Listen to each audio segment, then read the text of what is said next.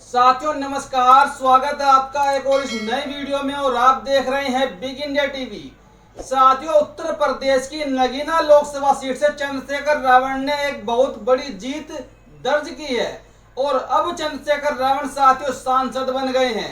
साथियों, इसी के साथ में जब एक बसपा के पूर्व राष्ट्रीय उपाध्यक्ष से सवाल पूछा गया चंद्रशेखर रावण को लेकर, तो उन्होंने साथियों हैरान करने वाला जवाब दिया, जिनका नाम जयप्रकाश सिंह है। आप जानते हैं जयप्रकाश सिंह बसपा के पूर्व राष्ट्रीय उपाध्यक्ष रह चुके हैं, लेकिन वर्तमान में वो पार्टी से बाहर चल रहे हैं, निष्कासित चल रहे हैं। लेकिन जब से पार्टी से उनको बहन जी ने निष्कासित किया, उसके बाद भी लगातार जयप्रकाश सिंह बसपा के लिए काम करते हुए नजर आ रहे हैं।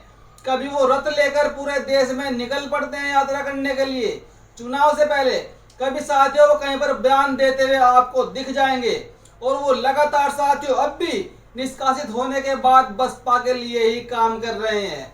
साथियों, एक पत्रकार ने जब उनसे पूछा चंद्रशेखर रावण को लेकर सवाल, क्या आप चंद्रशेखर रावण को आने वाले भविष्य में बहन कुमारी मायावती जी का विकल्प देख रहे हैं, तो साथियों उन्होंने बेहद ही हैरान करने वाला जवाब दिया।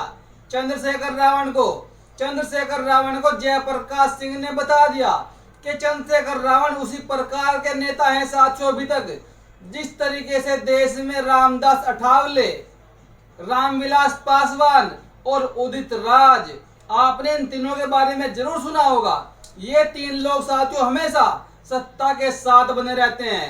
रामदास अठावले भी अपने आप को एक बसपा का विकल्प कहा करते थे और उदित राज भी अपने आप को बसपा का विकल्प कहा करते थे।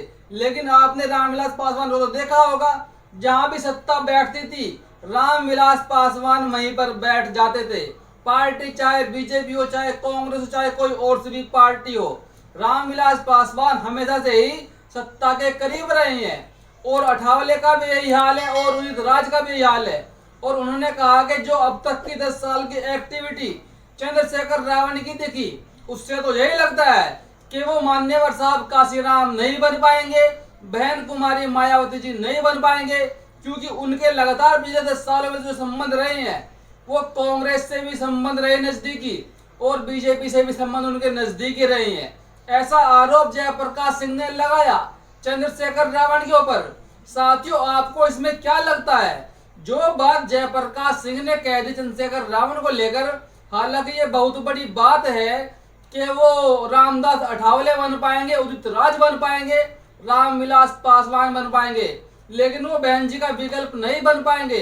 जो अभी तक का जो देखा गया है उनका सफर, अगर उसके अनुसार देखा जाए तो आने वाले समय में क्या कुछ होगा वो समय बताएगा, उन्होंने ये भी कहा है। तो साथियों, आपको क्या लगता है कि चंद्रशेखर रावण के बारे में जो बात जयप्रकाश सिंह ने कही, उनसे आप कहां से कहां तक सीमित हो? साथियों, एक तरफ चंद्रशेखर रावण ने कल नगीना में जाकर वहां की जनता का आभार व्यक्त किया और नगीना की जनता के लिए बड़े बड़े ऐलान चंद्रशेखर रावण ने साथियों कर दिए। सबसे पहला ऐलान चंद्रशेखर रावण ने किया कि हम यहाँ पर एक अच्छी शिक्षा की व्यवस्था करेंगे और एक अच्छा सा बड़ा गवर्नमेंट हॉस्पिटल यहाँ की जनता के लिए बनाया जाएगा, जिसमें यहाँ की जनता का इलाज होगा। साथियों, बड़े बड़े ऐलान चंद्रशेखर रावण ने कर दिए और अब चंद्रशेखर रावण साथियों 403 विधानसभाओं का दौरा करने वाले हैं एक रथ बनाकर, और एक एक विधानसभा की सीट को वो टच करेंगे और वहां से लोगों को पार्टी के साथ जोड़ने का काम करेंगे। साथियों, आने वाले समय में आपको क्या लगता है, क्या बहुजन समाज पार्टी और आजाद समाज पार्टी का गठबंधन होना चाहिए, या फिर बहुजन समाज पार्टी अलग चुनाव लड़ेगी तो आजाद समाज पार्टी अलग चुनाव लड़ेगी? क्या इससे देश में दलित समाज को नुकसान नहीं होगा?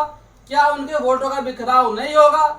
और एक तरफ साथियों बड़ा बयान दिया चंद्रशेखर रावण ने कि मैं उत्तर प्रदेश में कभी भी अखिलेश यादव को मुख्यमंत्री बनने नहीं दूंगा, क्योंकि जो धोखा चंद्रशेखर रावण को अखिलेश यादव ने दिया 2024 के चुनाव में, पहले चंद्रशेखर रावण का पूरा सहयोग, पूरा फायदा अखिलेश यादव ने उठाया और जब उनका फायदा उठा लिया फिर उनको निकालकर मक्खी की तरह बाहर फेंक दिया, जिस तरह दूध से मक्खी को निकालकर फेंक देते हैं। और चंद्रशेखर रावण को यह लग रहा था कि अखिलेश यादव उनको गठबंधन में रखेंगे, उनको 1-2 सीट दे देंगे, लेकिन उन्होंने गठबंधन से तो दूर अपने पास भी बैठने नहीं दिया 2024 के चुनाव में। लेकिन चंद्रशेखर रावण फिर भी सांसद बने, अपने दम पर बने। चंद्रशेखर रावण को किसी ने समर्थन नहीं किया, किसी बड़ी पार्टी का सहयोग नहीं मिला। वो अपने दम पे सेल्फ मेड पर्सन है। उन्होंने अपने संघर्षों से ये जीत हासिल की है, ये बात सब जानते हैं। तो साथियों, जो बयान यहाँ पर जयप्रकाश सिंह का आया है चंद्रशेखर रावण को लेकर, उससे आप कहां से कहां तक सहमत है? अपनी राय जरूर रखें। आपकी राय भी साथियों जरूर हम शामिल करेंगे किसी न किसी। देखिए, ये चल रहा है, हालांकि लोग मुझसे भी बातचीत कर रहे हैं, तो जी मैंने भी, मेरे पास रात को 11:30 बजे 12 बजे भी लोगों की कॉल आ रही है। तो उन्होंने कहा कि सर अब तो जो है चंद्रशेखर जो है सांसद बन गए हैं, अब समाज जो है उनकी तरफ चला जाएगा। मैंने कहा भाई चला जाएगा? बोले हाँ चला जाएगा। तो आपको कैसा लगता है, सही रहेगा चला जाना? बोले हाँ साहब ठीक रहेगा। मैंने कहा अगर ठीक रहेगा तो फिर आप रात को 12 बजे 11:30 बजे आप परेशान क्यों हो? आप मुझे क्यों कॉल कर रहे हो? अगर आपके हिसाब से समाज का उधर जाना सही रहेगा तो फिर आप परेशान क्यों हैं रात को 11:30 बजे? तो वो कह रहे साहब एक बात बताएं। मैं क्या, बताइए जी आप। बोले साहब विश्वास नहीं हो रहा है, ऐसा लगता है कि वो थोड़ी दूरी तो तय कर सकते हैं चंद्रशेखर भाई, लेकिन मंजिल तक नहीं पहुंचा सकते, क्योंकि जिस प्रकार से उनकी एक्टिविटी रही है इस 10 साल के अंदर, तो उससे ये आभास होता है कि एक तो वो कैडर के आदमी नहीं है, ये टेम्परेरी अचीवमेंट है, और जो है दूसरी तरफ जो है उनकी एक्टिविटी में जो है संदेह रहा है। बीजेपी के साथ उनके कभी संबंध पाए गए, कभी कांग्रेस के साथ पाए गए। उन्होंने सभी पार्टियों को अपने पार्टी का समर्थन दिया, लेकिन उन्होंने कभी भी बीएसपी के किसी कैंडिडेट को कहीं भी समर्थन नहीं दिया, चुनाव ना लड़ने के बावजूद भी। तो इस प्रकार से उनका लगता है कि उन पे संदेह है, तो विश्वास नहीं हो पा रहा है, और विश्वास बहुत बड़ी चीज है। तो मेरा ऐसा मानना है सांसद बन जाना कोई बड़ा मैटर नहीं है। सांसद बन जाने से तो आप उदित राज पासवान अठावले बन सकते हैं, लेकिन कांशीराम बनना, साहब कांशीराम बनना, ये अपने आप में बहुत बड़ा चैलेंज है। और हम तो